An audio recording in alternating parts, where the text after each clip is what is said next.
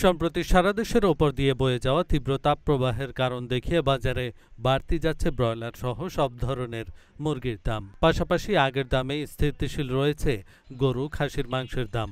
ক্রেতাদের অভিযোগ, উপলক্ষ ছাড়া গরুর মাংস কেনা সম্ভব হয় না। এর ওপর ইচ্ছেমতো মুরগির দাম বাড়িয়ে দেয় অসাধু ব্যবসায়ীরা। এমন চলতে থাকলে মাংসের চাহিদা মেটাতে পারবে না নিম্ন আয়ের মানুষেরা।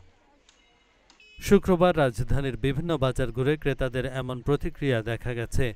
আজকের বাজারে প্রতি কেজি ব্রয়লার মুরগি বিক্রি হচ্ছে 220 টাকায়। এছাড়া সোনালী মুরগি প্রতি কেজি 380 টাকায় বিক্রি হচ্ছে।